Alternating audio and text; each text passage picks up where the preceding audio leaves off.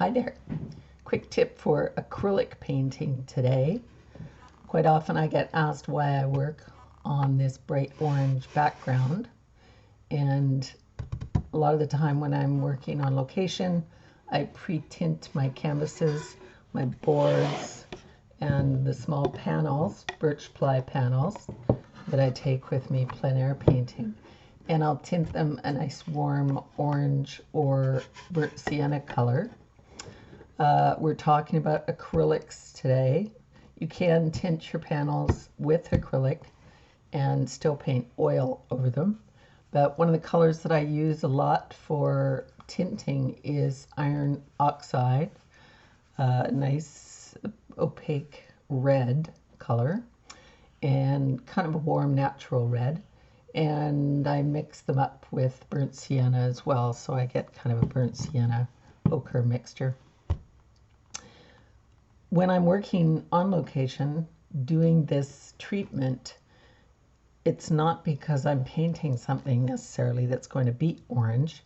Quite often I'm working on landscapes where the details and the subject are completely different, but I really like the pop that I get, letting that orange color show through in some of the details.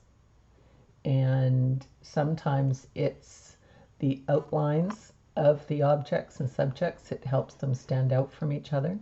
Other times it's the underpainting, where I've applied large layers of opaque blends in different colors. So I really enjoy that linear graphic treatment in my style of work, and that orange color is something I'm really attracted to in the landscape. I've also used a very deep red in some of the recent sunset colors, so it's this red orange, probably some magenta mixed up in there.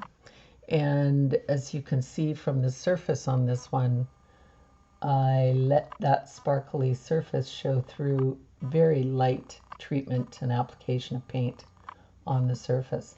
Sometimes I'll cover an area completely and not let any of the background colors show through.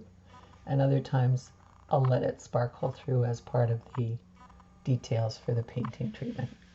It's really important, if you're not used to working with this technique of a very strong background color, to mix your colors carefully.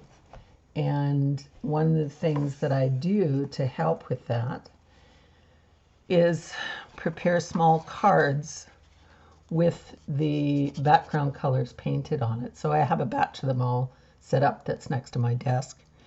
And when it comes time to mix my colors, I'm applying them to the actual background color instead of applying them to white or trying them out in the painting.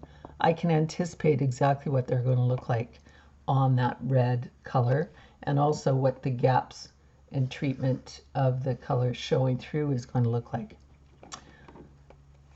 It's so important to test your colors next to each other.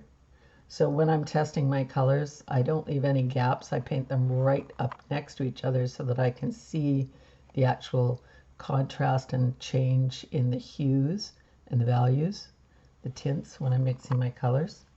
And it makes such a difference in the finished work to be able to test them out before I try them in the paintings. I'll show you what happens when you're working with mixing colors. You're not only mixing the colors and how they're going to look next to each other. So this is a very wide mixture of warm greens and cool greens, and the cool greens look really cool on this orange background, so that's important to note. When you paint the same greens on white, they just look somewhat grayed, and they don't pop at all the same way next to that ultramarine blue, and yet these are exactly the same green mixtures. So it makes a huge difference in your finished painting with the color relationships when you're working on these orange backgrounds. But it's really fun to try and experiment with and have some fun with it. Okay?